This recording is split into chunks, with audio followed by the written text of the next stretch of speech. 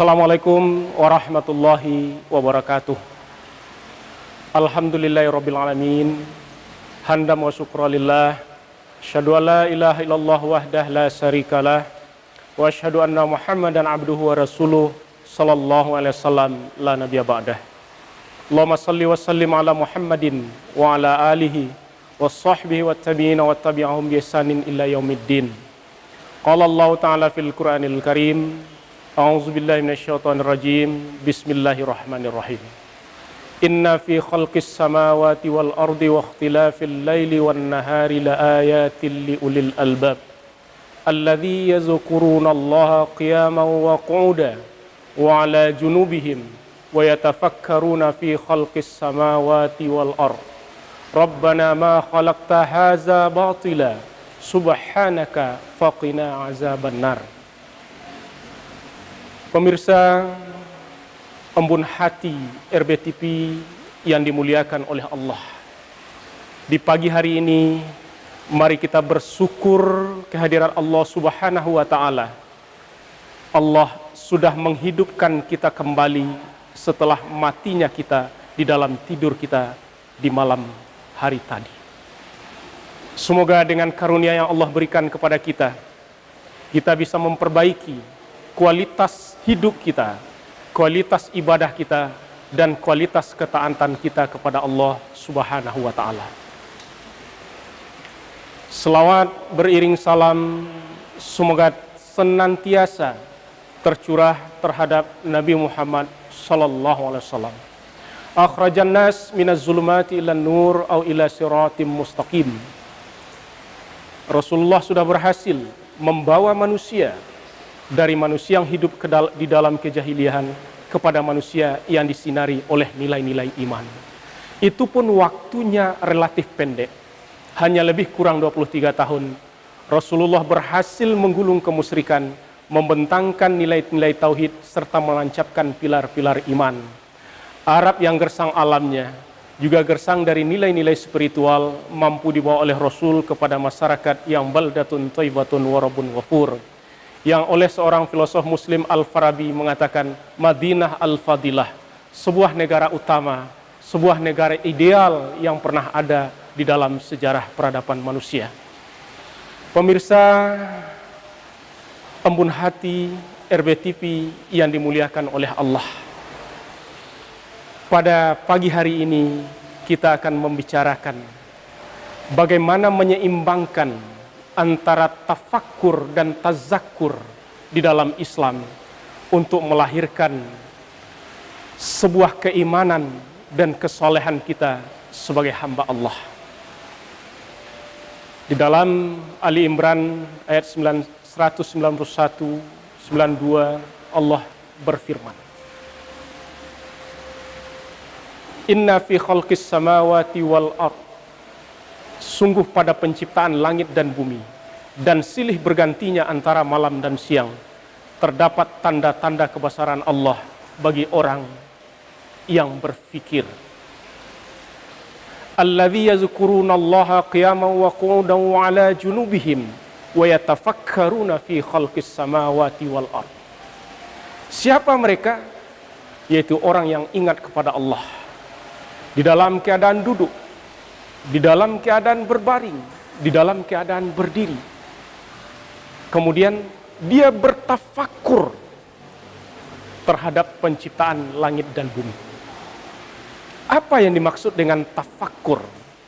Tafakur berasal dari kata fakkara, yufakiru, fakran, tafakuran. Apa artinya?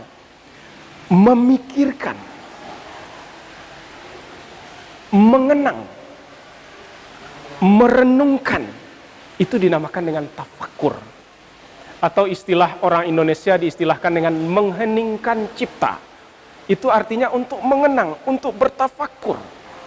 Nah, kalau begitu, bertafakur terhadap Allah, apa yang harus kita tafakuri? Apa yang harus kita pikirkan? Apa yang harus kita renungkan? Yang pertama adalah tafakur terhadap ayat-ayat Allah. Tafakur terhadap ayat-ayat Allah itu akan mengantarkan seseorang kepada ma'rifah, sebagaimana yang sudah kita bicarakan pada segmen-segmen terdahulu. Yang kedua adalah tafakkur terhadap nikmat dan karunia yang Allah berikan kepada kita. Tafakkur terhadap nikmat dan karunia yang Allah berikan kepada kita akan mengantarkan seseorang kepada mahabbah. Yang ketiga, yaitu tafakkur terhadap janji yang telah dijanjikan oleh Allah bagi orang-orang yang berbuat kebaikan di dalam kehidupannya, akan mengantarkan seseorang pada sikap optimis di dalam kehidupan. Kemudian juga bertafakkur terhadap ancaman-ancaman yang Allah berikan di dalam Al-Quran terhadap orang-orang yang melakukan dosa, terhadap orang-orang yang melakukan kemaksiatan. Tafakkur terhadap itu akan mengantarkan seseorang pada orang yang mawas diri. Hadirin pemirsa Embun Hati RBTV yang dimuliakan oleh Allah. Kita akan membahas segmen tafakkur. Bagaimana tafakkur terhadap karunia dan nikmat Allah. Andai kata kita membayangkan nikmat yang telah Allah berikan kepada kita, itu tidak bisa kita menghitung dan membayangkan. Sekiranya ranting-ranting di hutan dijadikan sebagai pena, kemudian lautan dijadikan sebagai tinta, dan jika kurang laut itu dan kering ditambah 7 laut lagi untuk menulis betapa banyaknya nikmat dan karunia yang telah Allah berikan, kita tidak akan sanggup untuk menghitungnya. Pemirsa RBTV Embun Hati yang dimuliakan oleh Allah, seperti apa nikmat yang telah Allah anugerahkan kepada kita, kita akan bicarakan di dalam segmen yang berikutnya.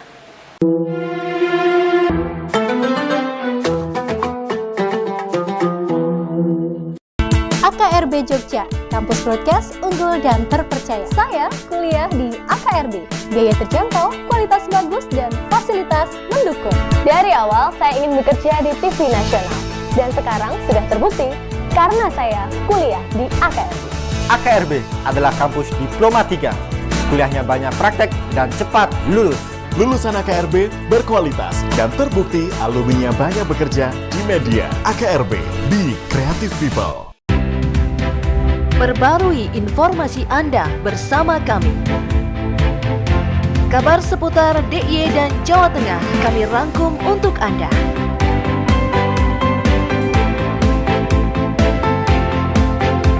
Menyapa Anda setiap hari pukul 6.30 waktu Indonesia Barat.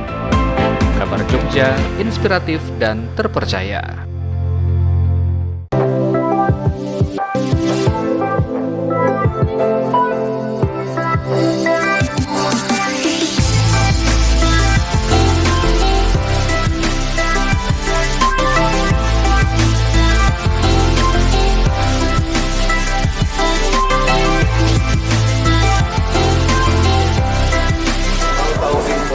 Musik terkini, Simak terus Musik Box hari Sabtu hanya di RBTV Astika.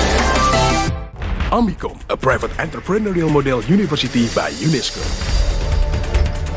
International Program 80 International Award. Prodi Prospektif di era ekonomi kreatif.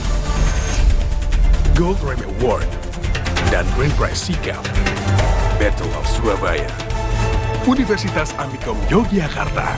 Creative Economy Park.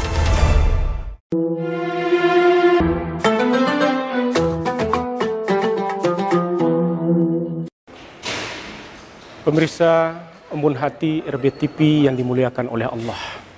Jadi kalau kita menghitung nikmat yang Allah berikan kepada kita, manusia tidak akan sanggup menghitungnya. Coba kita bayangkan, kita tidak ada, kemudian diciptakan oleh Allah.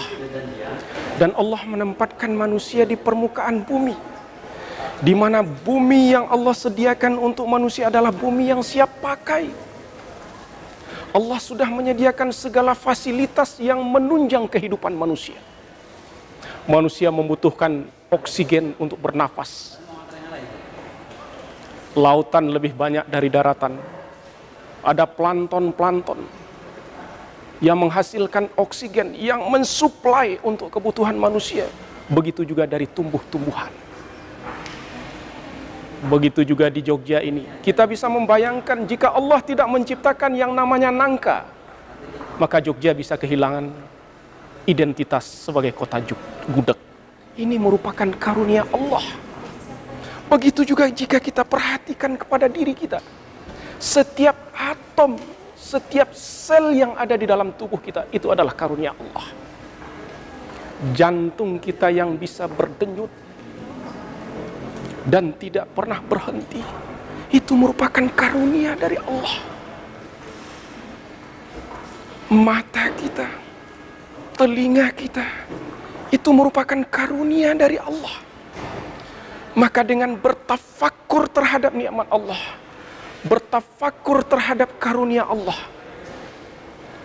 maka akan mengantarkan seseorang untuk semakin cinta dia terhadap Allah, semakin rindu dia terhadap Allah. Kita membayangkan udara yang kita hirup setiap saat, Allah tidak pernah meminta bayaran udara kepada kita. Begitu juga matahari Allah yang kita pakai setiap hari, sehingga dengan itu memungkinkan terjadinya kehidupan di permukaan bumi. Allah tidak pernah meminta bayaran itu kepada kita. Maka tidak bisa kita menghitung betapa banyaknya nikmat dan karunia yang Allah berikan kepada kita.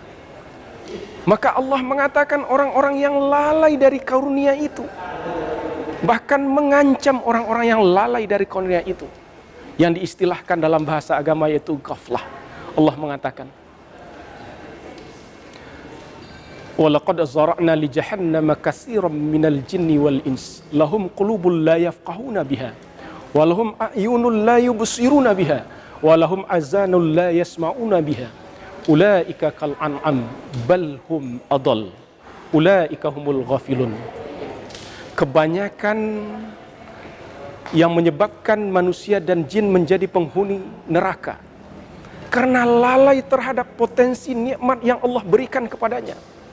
Allah memberikan dia akal, pikiran, tapi ghaflah, lalai dengan potensi yang Allah berikan itu, tidak mensyukuri potensi yang Allah berikan itu, dan tidak mengarahkan pikiran itu kepada pikiran-pikiran yang produktif, dan tidak bisa berpikir secara konstruktif untuk kemaslahatan umat, untuk kemaslahatan bangsa, tetapi selalu berpikir negatif, selalu berpikir tidak baik. Ini namanya tidak mensyukuri potensi pikiran yang Allah berikan kepada dia. Begitu juga ghaflah, Allah berikan dia dua mata, tetapi tidak selektif di dalam melihat, tidak cermat di dalam mengamati. Terkadang melihat satu suasana, tidak bisa mengambil pelajaran dari suasana itu. Melihat satu kejadian, tidak bisa mengambil pelajaran dari kejadian itu. Ghaflah terhadap nikmat mata yang Allah berikan. Kemudian apa? Ghaflah terhadap nikmat pendengaran. Contohnya apa? Berita-berita hoax, berita-berita palsu yang ia dengar, dilihat sekilas tanpa diamati, tanpa diteliti, tanpa dianalisa, di-share. Kemudian memunculkan kegaduhan, memunculkan keributan. Ini karena dia tidak mampu menggunakan pendengarannya secara benar dan selektif di dalam memilih berita, dan akhirnya memunculkan kegaduhan. Ini namanya orang-orang yang ghaflah terhadap nikmat Allah. Belum lagi nikmat-nikmat Allah yang lain. Karena yang dikatakan nikmat Allah itu bukan hanya harta saja. Yang dikatakan nikmat Allah itu bukan berupa fisik saja, tetapi kesehatan yang Allah berikan kepada kita itu nikmat Allah. Keluarga yang Allah berikan kepada kita itu nikmat Allah. Teman-teman baik yang ada di sekitar kita, yang ada di sekeliling kita, yang setiap ketemu dia tersenyum mengucapkan salam kepada kita, yang setiap Kita melakukan sesuatu, dia memberikan apresiasi kepada kita. Itu nikmat Allah. Lingkungan yang baik, yang mendukung kita di dalam bekerja dan beraktivitas, dan mendukung kita untuk semakin dekat kepada Allah, itu nikmat. Dan itu tidak bisa kita ukur dengan apapun. Jadi orang yang tafakur terhadap nikmat Allah itu akan melahirkan cinta kepada Allah. Cinta, kata Rabi'ah al-Adawiyah, dia mengatakan begini, ya Allah, aku mencintaimu dengan dua cinta. Cinta pertama karena diriku, dan cinta kedua karena dirimu. Cinta karena diriku,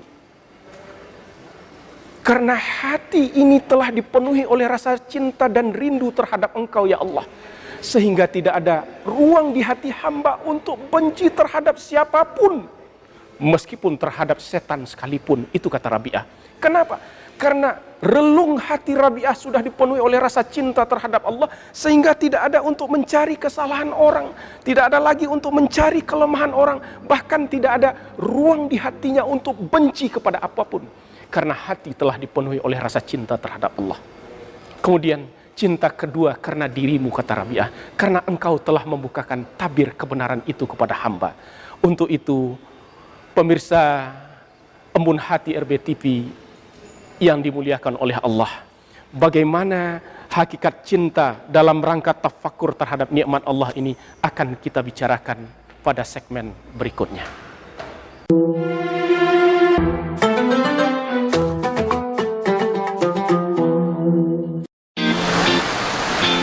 Musim hujan telah datang. Hah? Awas, bahaya nyamuk Aedes aegypti, nyamuk penular penyakit demam berdarah. Aha! Ayo lakukan 3M untuk mengatasinya. Mengubur, menguras, dan menutup. Dipersembahkan oleh RBTV dan Kids Solution.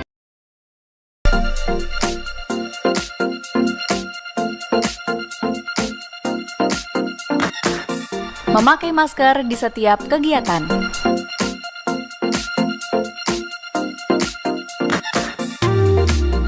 Cuci tangan sebelum dan setelah beraktivitas. Sedia hand sanitizer di setiap aktivitas.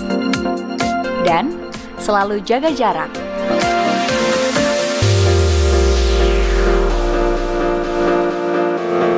Lindungi diri dan tetap patuhi protokol kesehatan.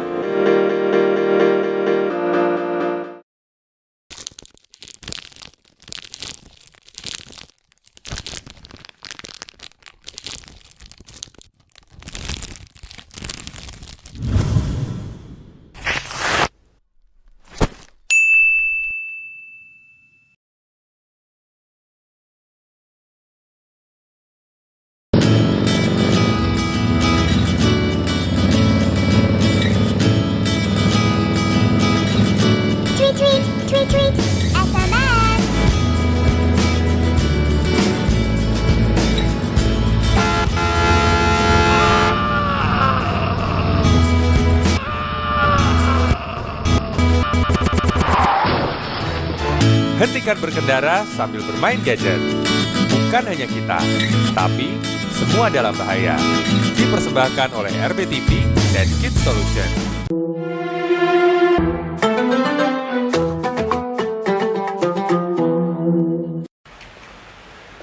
Pemirsa Embun Hati RBTV yang dimuliakan oleh Allah.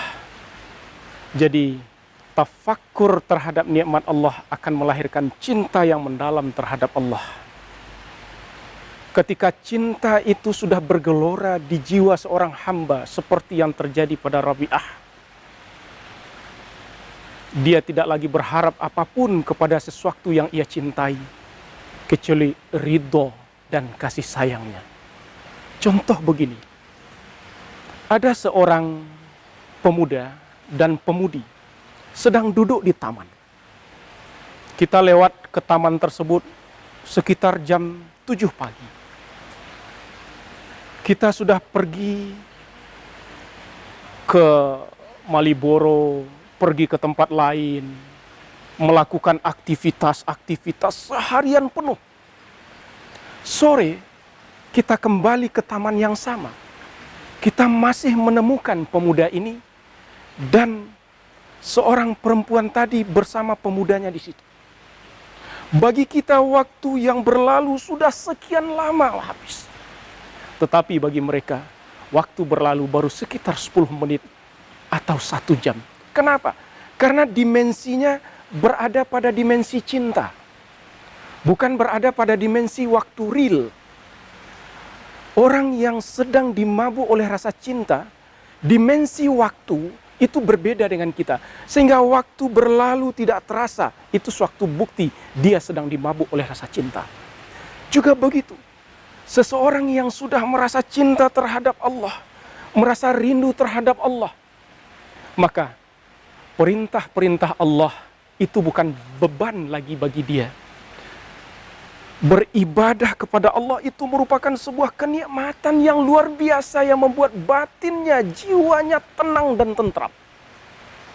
Jadi kalau ada kita ketika sholat berjamaah, contoh Allahu Akbar, berimam, kemudian imamnya terlalu lama, kita mengatakan, oh kapan imam ini mau selesai ini?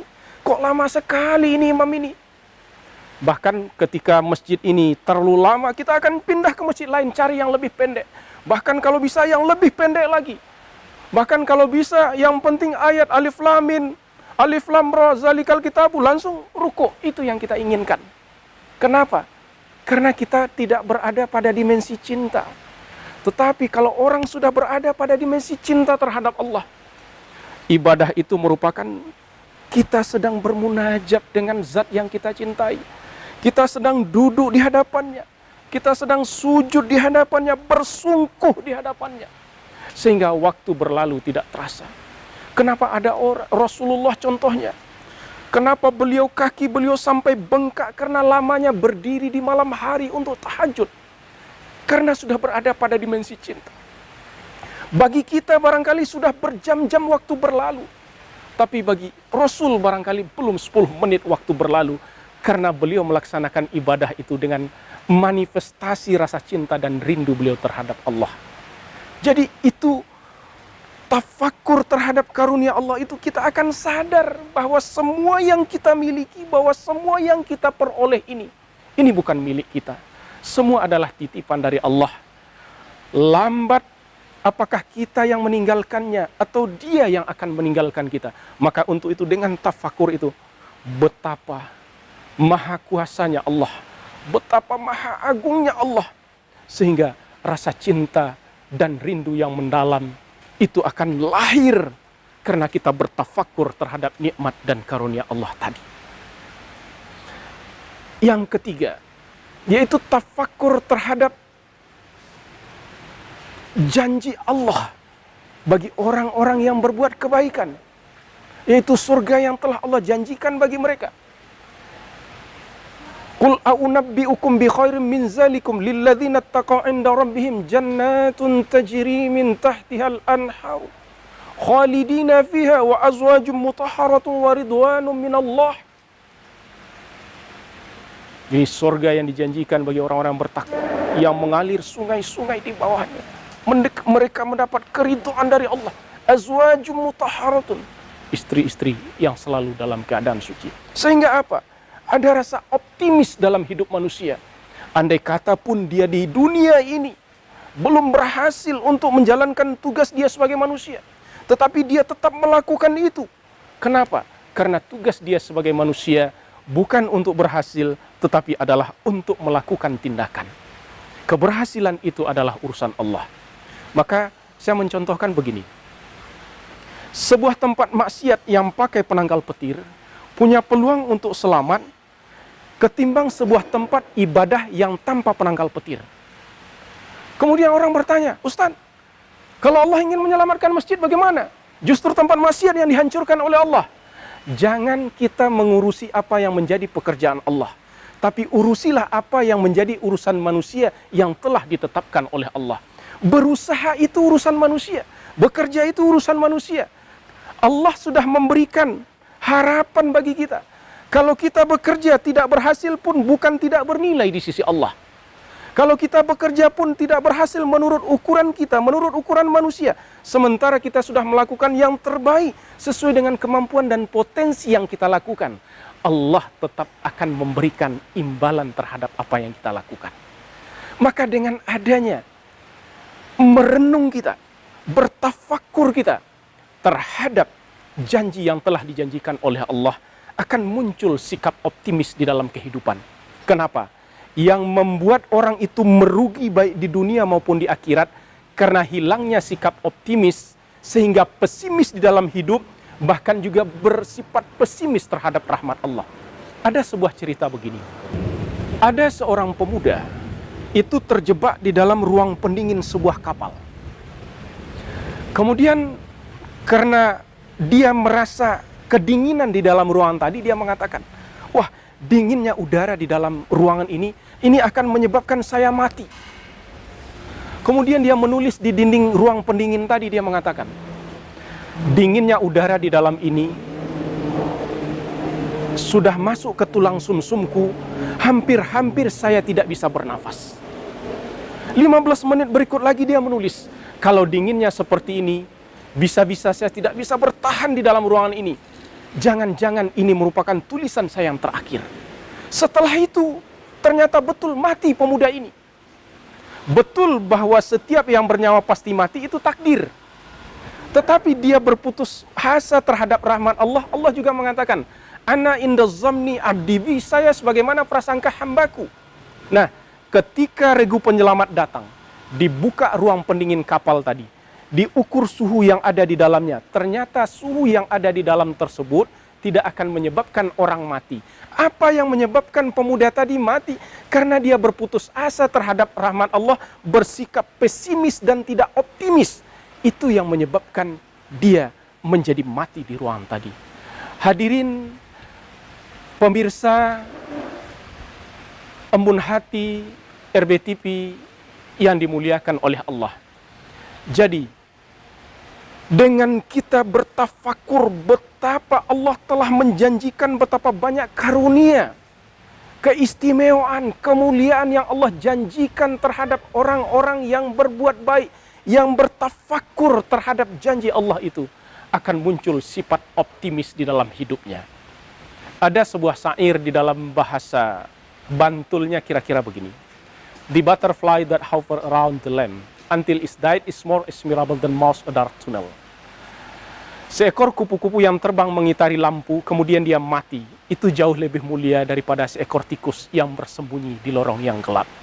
Seekor kupu-kupu yang mengitari lampu, dia mati dalam proses enlightenment, dalam proses menuju pencerahan, dalam proses menuju cahaya. Tapi seekor tikus yang bersembunyi di dalam lorong yang gelap, dia mati di dalam kekonyolannya. Maka dengan itu, andai kata pun kita di dunia terkadang tidak mendapatkan keadilan yang menurut kita itu tidak adil, yakinlah Allah Maha mengetahui dan Maha melihat. Hadirin pemirsa Embun Hati RBTV yang dimuliakan oleh Allah, maka dengan bertafakur terhadap nikmat Allah akan melahirkan rasa cinta kita dan rindu kita terhadap Allah.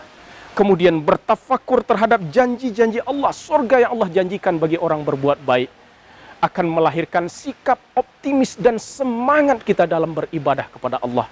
Semoga Allah membimbing kita ke siratal mustaqim untuk menjadi hamba-hamba Allah yang selalu merindukan karunia Allah, yang selalu merindukan nikmat Allah, dan kita selalu bergairah untuk melaksanakan ibadah karena kepada Allah yang kita harap hanya ridho dan kasih sayangnya.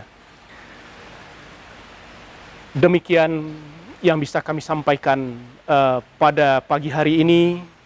Bilai taufik wal hidayah, bilai ridho wal hinayah. Assalamualaikum warahmatullahi wabarakatuh.